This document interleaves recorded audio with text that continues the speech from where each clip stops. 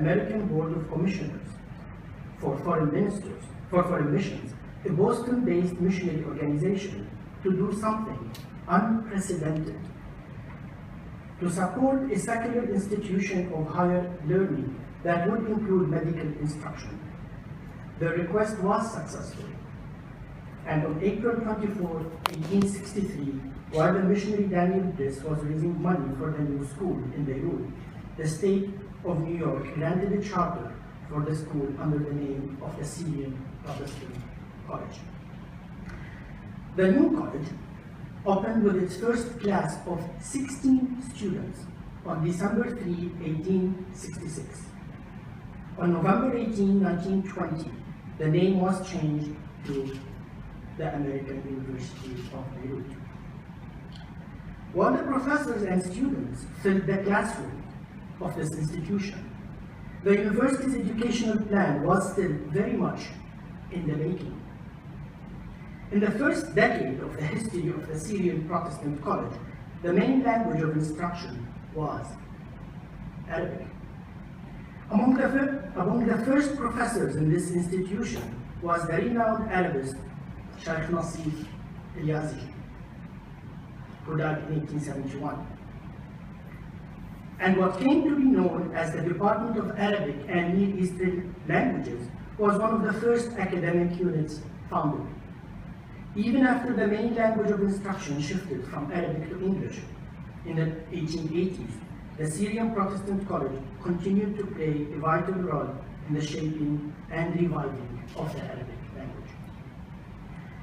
Given the location of this college, it is no wonder that over the years, many famed Arabists would have come through the Department of Arabic.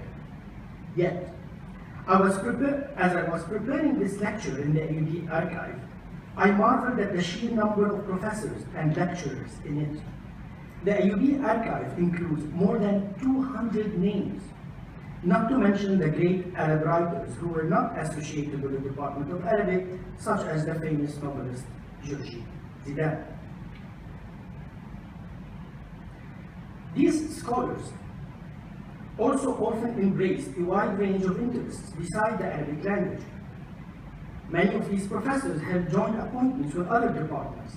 Professors of Arabic often taught mathematics, geography, sociology, economics, commerce, business, French, English, history, archaeology, and medicine. This, in some sense, shouldn't surprise us. If Arabists were wide-ranging humanists in the 19th and early 20th century, they were following the models of Al-Jahiz or Abu Hayyan al-Tawhidi, who saw the centrality of the Arabic language to the art of proper expression and thinking, a centrality that goes far beyond philology. The shift from Arabic to English at the AUB had deep implications and lasting influences on the nature of the Arabic language itself. One historian, Sulaiman Beg Abi As-Saddin, who died in 1933, writes in a lecture at AUB about the state of Arabic at AUB, saying, "This university has an Arab disposition, even though it was founded by American funds. The university has produced teachers, journalists, authors, translators, medical doctors, pharmacologists, immersions, and engineers who pursue their careers using Arabic. In fact, the most successful graduates of the university are these, or those, who learned in Arabic or were known to have mastered it."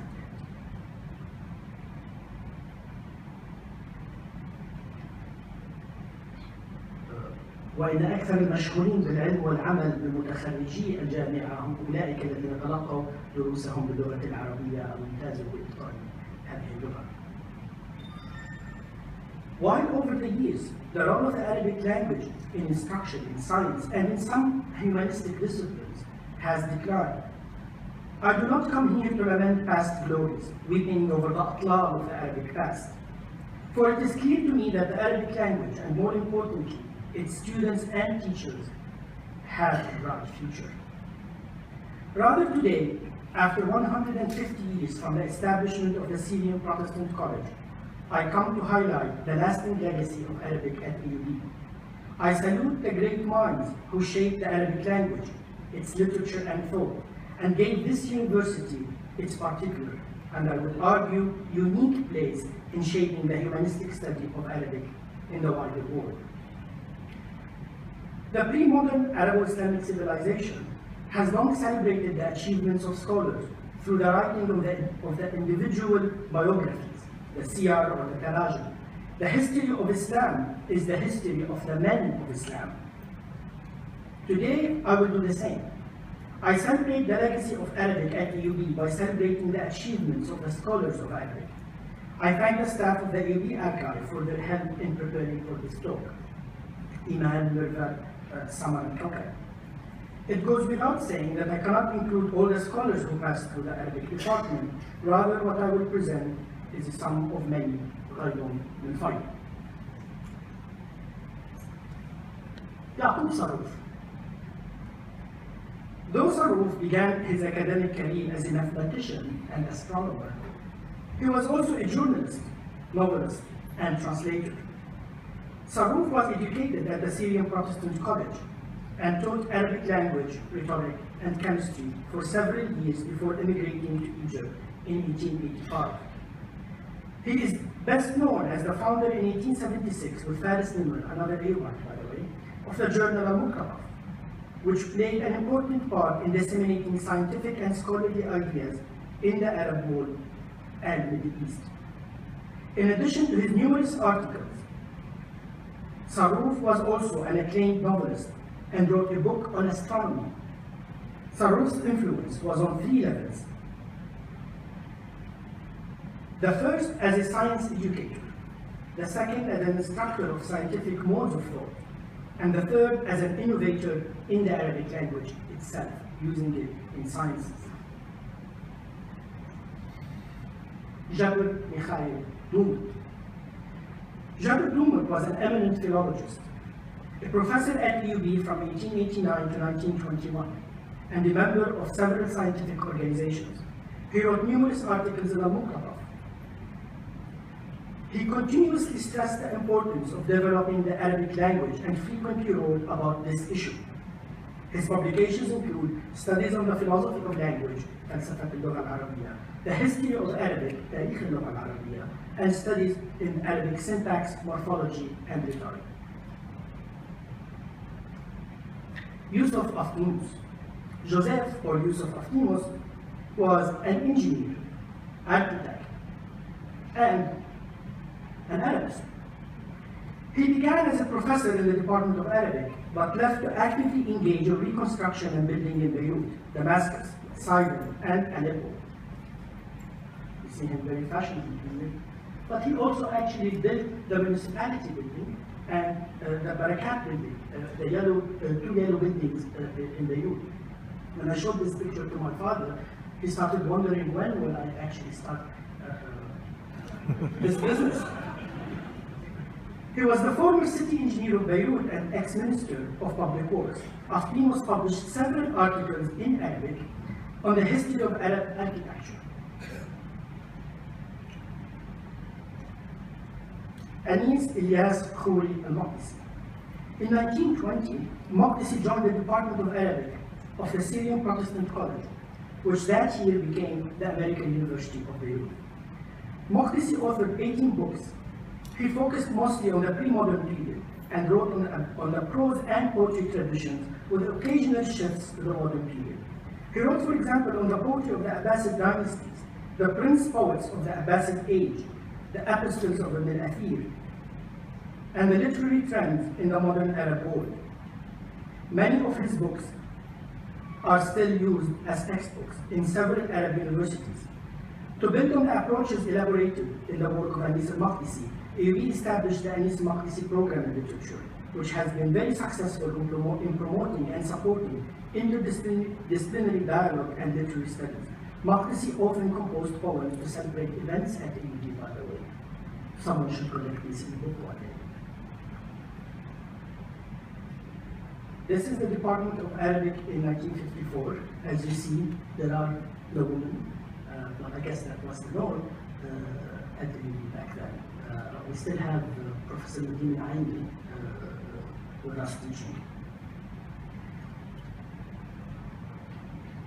Jabour taught courses at UB ranging from pre-Islamic poetry to modern literature, so I'm talking about Jibreel Jabour. During his long career, he authored 12 books in Arabic and edited 9. He edited Kitab al-Ilm, which is a fixture for the American University of Beirut, a centennial volume. Additionally, he translated 6 books from English and authored numerous articles. I was able to count 66 of them. His classic Al-Badu wal-Badawa was translated into English by Lawrence Conrad, the famous Orientalist, under the title of Bedouins and the Desert. Jabour received the National Cedar Medallion 3 times, Cavalier class, Officer class, and Commander class. This is the department in 1957. Still no one there. Antoine or Antoine Rapace Karam. Karam served in the Department of Arabic from 1963 to 1979. Before that, he was the first dean of the Faculty of Arts and Sciences at the Lebanese University. Like many of his colleagues in the Department of Arabic, he received the National Cedar Medallion of the class of officer. Karam wrote 8 books in Arabic on subjects ranging from Abbasid literature, especially the debate between the ancients and the moderns at the time, ranging from that to the modern Arabic period, modern Arabic literature, especially Jubran Khalil Jubran. Department in 1961, still no one. Kamal Khalil Yazji. He joined the UB as an assistant professor in 1951 after obtaining a PhD from Cambridge University. He retired in 1973 as a full professor and remained an emeritus professor until his death in 2000. Yazji authored many books, including pioneering studies on Abu Ala al-Ma'arri, a famous Arab poet, a study on nature in classical Arabic poetry, a textbook on Arabic philosophy still taught at AUB until today, and another on classical Arabic poetry. Several studies on scientific and intellectual several studies on intellectual and scientific Arab history, and a study on the pioneers of Allah. Yazji was a dedicated teacher. He mentions his students in almost all of his books. These are some of his books. Famous Khalil Hawi. On June 6, 1982, Khalil Hawi, one of the major poets of the Arabic modernist movement, stood on the balcony of his apartment in Beirut and shot himself dead. It was the day the Israeli army invaded Beirut. It was easy for commentators to interpret Hawi's suicide as a political statement or a desperate cry. However, as readers of Hawi today, we cannot help but consider his work with that final grand metaphor in retrospect. Before continuing his education, graduating from Cambridge University and joining UB as a professor, Hawi took up odd jobs as a shoemaker, cashier at a coffee house, mason, and bricklayer. One of the pioneers of modernism in Arabic, Hawi was haunted by the quest for a modern Arabic poetic language. His poetry is instilled with pessimism and grimness that reflect much more than his personality or his private struggles. A classmate of mine at UB, Huda Fakhreddin, once noted to me that there is something both shocking and ensnaring in Hawi's poetic voice. He is not a poet concerned with writing the poem at hand, but rather a poet preoccupied with the transformative power of poetry in the most absolute sense. Fakhreddin notes that Hawi is a challenging poet, not only for readers and critics, but also, and more importantly, for other poets. In him, poets are confronted with calculated creative power, with the meticulous building and growing of ideas.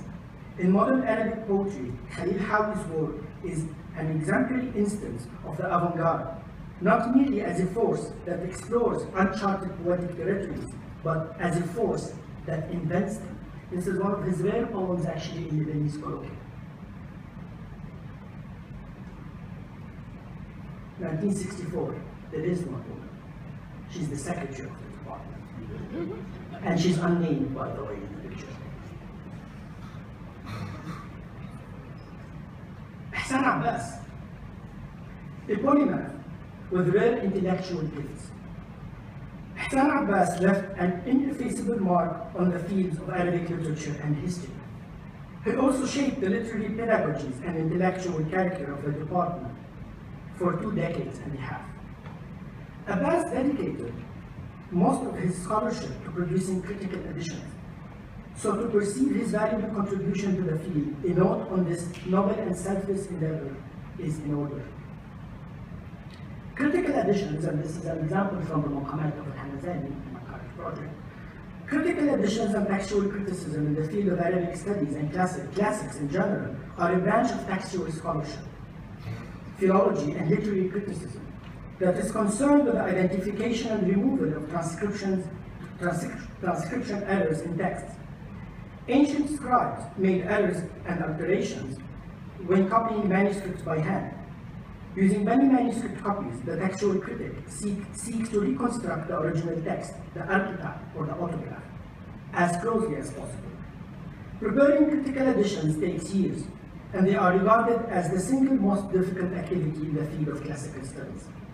Universities such as Harvard, Princeton, Yale, and NYU have dedicated book series specifically to the production of such endeavors.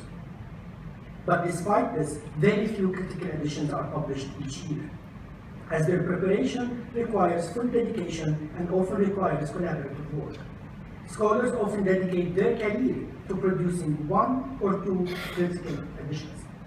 Ihsan Abbas single-handedly edited hundreds of volumes, literally taking the field of Arabic and Islamic studies to a whole new level, enabling scholars around the world to use and study the Arabic sources. This fact alone is absolutely remarkable.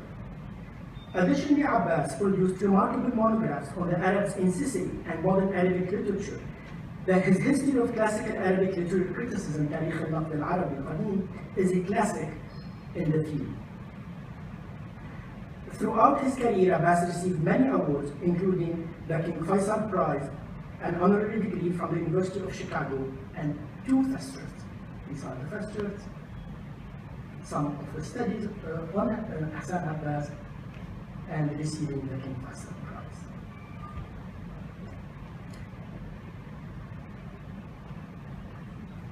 His friend and colleague, Muhammad Yusuf Najm. Known for his grace, elegance, and wit, Muhammad Yusuf Najm was a professor for over 50 years, teaching Arabic literature to students at EUB for over 25 years. He has produced fine critical editions of classical texts, but his legacy to Arabic literature lies in his monographs, primarily on Arabic theater, fiction, and modern Arabic poetry, as well as literary criticism. Najm was at the center of Arab intellectual production in the 1950s and 1960s, contributing significantly to the shaping of the Arabic literary canon and to the scholarly construction of what came to be called the Nahda. Najm and Abbas's proof is remarkable, not only for its diversity and pioneering originality, but also for its composition almost entirely in Arabic. Najm was centrally concerned with the republication of rare Arabic 19th and early 20th century plays and newspapers. He sought to establish a textual canon and a history of modern Arabic literature, thus fashioning it as an object of scientific study and grand narrative. Professor Najm's contribution to the study of Arabic literature have been acknowledged in a number of prizes throughout his career, including the Arab League Cultural Prize for Literary Studies, twice in 1956 and 1958, and the King Faisal International Prize of Arabic Literature. By the way, the King Faisal Prize is the equivalent of the Nobel Prize in Arabic literature, and 4 members of the department thus far received this very prestigious award. The department did have a woman professor, and she's actually with us here today. She arrived this morning at 5 a.m. and she did make it to the lecture. So thank you, Professor Qadi. Wadat Qadi is one of the few people who has 4 degrees from me. Yes, 4. a BA in 1965, an MA in 1969, a PhD in 1973, and an honorary degree of Doctor of Humane Letters in 2012. Before heading to the US to work at Harvard, Columbia, Yale, and the University of Chicago, where she retired, she was promoted through the ranks at UB. She has received many awards during her illustrious career, including the King Faisal Prize, produced numerous books, and mentored many students. Later this afternoon, colleagues from the Arabic and History departments are organizing a panel to celebrate her career and achievements. It's at 4:30 in college. Wadat Qadi's scholarly work tackles many aspects of the Arab-Islamic civilization, such as early Islamic thought, Quranic commentary, and the Quran's use in literature, theology, and sectarianism, history and historiography, manuscripts and papyri, political thought, classical Arabic prose, Umayyad legacies, material culture, and biographical literature. Her research in these areas has raised new directions in scholarship. Wadat Qadi is an exceptional scholar who continues to challenge and shape the field of Arabic and Islamic studies. She is the very product of UB and has contributed enormously to the university and its international reputation. This picture is from Scottsdale, Arizona, and I took it myself. Sami Mackay, whom I'm sure he's with us yesterday today. Sami Mackay joined AUB in 1964 and remained associated with the university until his death in 2012. During these 48 years, Sami Mackay left many books and academic articles on Islamic studies, particularly Shia, Ismaili, and Sufi studies. In addition to being an accomplished poet, Mackay received many awards during his career as a historian and an artist. Today I will focus on his activity as a painter and calligrapher. He was trained by his father, Sheikh Nasib Mackay, known as one of the greatest calligraphers of his era and over time. In addition to being the official calligrapher of the Republic of Lebanon during his time, Sheikh Nasib Mackay was also known for being a personal calligrapher to several kings and emirs. Sami inherited from his father an unmatched talent, a craft, and an obsession with minute details, but coupled this with the mystical interpretation of the Arabic letters. Deep-rooted in the mystical tradition of Islam, Mackay interpreted every curve, dot, and connection to create a script of his own, the Maccabean script. A script that is more proportional than the Kufic and more inclined than the Hijazi. A sentence to Sami Mackay is an array of words, a word an array of letters, a letter an array of dots. Each dot is a divine blessing and a meaning, a mystical one. The combination and arrangement of these letters and words convey a mystical message. The abstracted and heavily symbolized lines of poetry or verses often take mystical shapes, convey multiple meanings, and have the power to evoke passionate feelings. Ramzi al-Baki, my godfather, my mentor, my teacher, my colleague, and my friend. And he is also with us today. Professor at UB for 38 years thus far.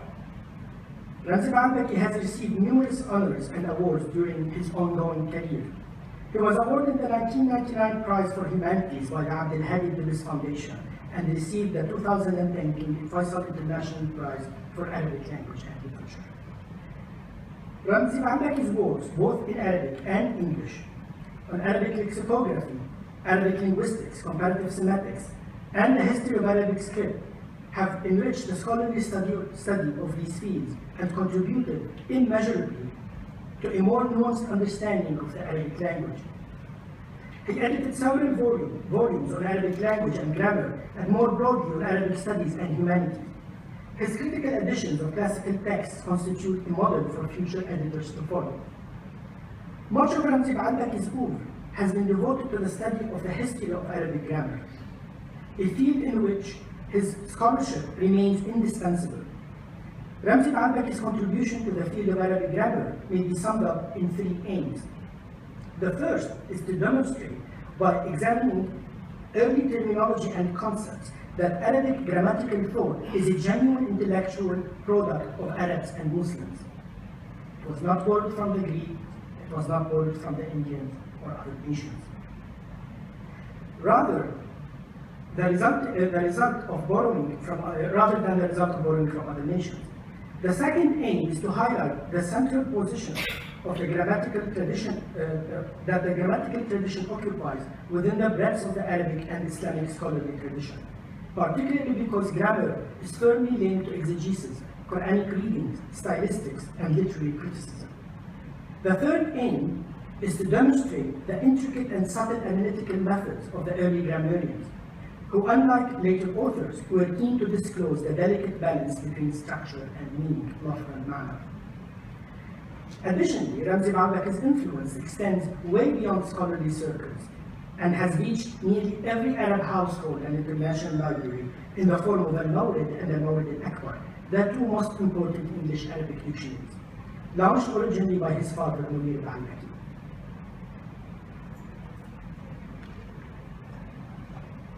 The Dawha Arabic Historical Dictionary was launched in 2013. Dr. Ba'albaki is the chair of the academic council that consists of the best philologists in the Arab world. The goal is to trace the semantic development of every single word in Arabic, which involves pre-Islamic inscriptions, papyri, pre-Islamic poetry, progressively up to the present time. It is the first serious attempt of producing a historical dictionary of Arabic. This project is way long overdue. The dictionary will be published electronically and will be open access. It is a turning point in the study of Arabic language and an invaluable aid to researchers in philology, literature, Quranic, Arabic humanities, and sciences. Since the inception of this project, which will extend over a period of at least 15 years, the name of AUB through Ramzi Ba'albaki is associated with it. So, an eye on the future of the department.